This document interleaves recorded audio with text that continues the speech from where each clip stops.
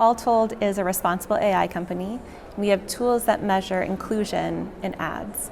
So what that means is we will accept a library of ads, a set of ads. We will detect the people that we see on screen, and then we look at gender expression, age, skin tone, sexual orientation, body size, invisible disability, and now hair type as well. And then we give analytics back that show how inclusive the content is. So the percentage of people detected or the percentage of screen time given if it's a video ad to people that fall along each option on each of the identity attributes that we measure. And then not just that, but also intersectional identities. So not just gender expression and age, but the intersection of gender expression and age, which tells you what the distribution looks like of feminine to masculine gender expressions above and below the age 30. So you did a project with Innovid. Tell us about how that, about the study itself and some of the results that were particularly compelling to you. So the study that we did with Innovid, we looked at the top viewed ads of H1. So we looked at 1,000 of the most viewed ads.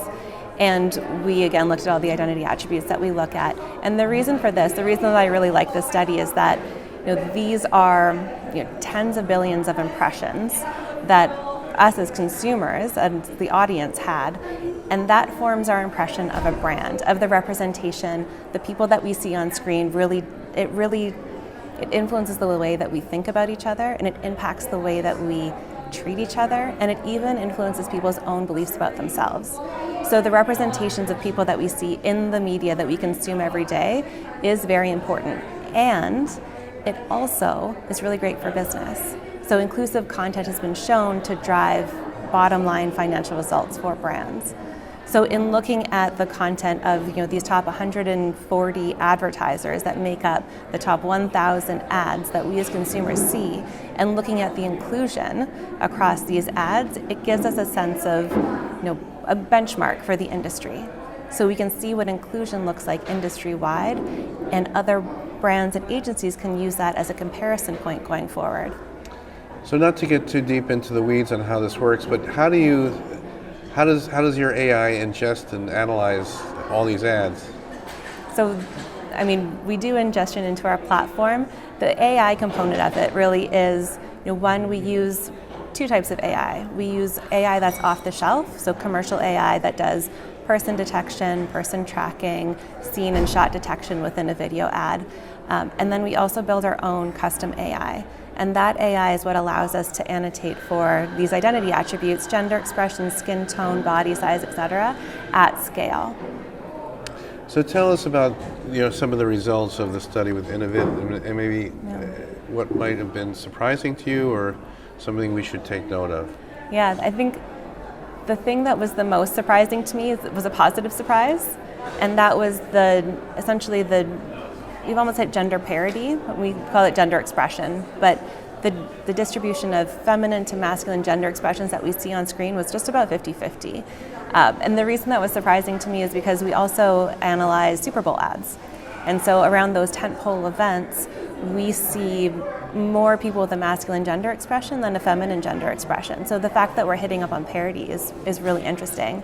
Now, the thing that's also interesting to me is that when we break that down by, when we intersect gender expression with age or body size or skin tone, we start to see differences, right? So we see more people over the age of 30 with a masculine gender expression and more people under the age of 30 with a feminine gender expression.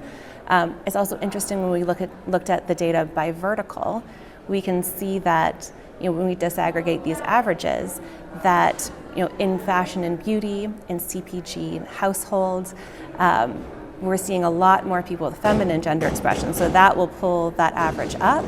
And on the other side, we'll see in QSR, in food, or in CPG, food and bev, and in alcohol, we see that with a much lower percentage of screen time given to people with a feminine gender expression. So I think the overall view, and the thing that I think about is we've had so many efforts and organizations and movements around gender parity and gender equality, and you can see that being reflected in our advertising, that we're hitting up on gender parity in feminine versus masculine gender expressions on screen.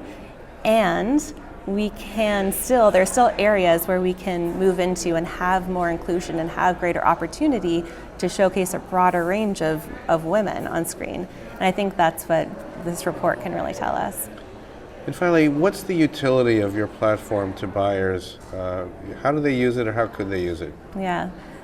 So when I talk to brands and agencies, the first thing that we talk about is let's build a representation baseline. So let's look at all of the content from the last 12 months, let's say. And the reason it's important to look at a full year's worth of content is really that it kind of evens out the spikes. So a lot of brands will have, let's say, a spike in LGBTQ plus representation during Pride Month. And that's great, but if we just looked at June, the data would be kind of skewed.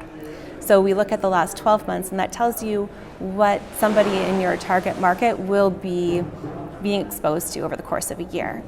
That tells you where you're at. That's your baseline. That gives you an understanding of where the opportunities are for further inclusion. It allows you to see if you're meeting your goals or not. So that's usually the first step. And then a lot of the brands that we work with, they sign up on an annual basis and they send us ads on a quarterly basis, actually. And we will measure inclusion in their ads quarterly, and they use that to track the progress towards the goals that they've set for themselves based on the baseline. The other nice thing that we can do for them is show them where the inclusion in their ads falls based on the benchmarks that we're running and putting out to the public with Innovid.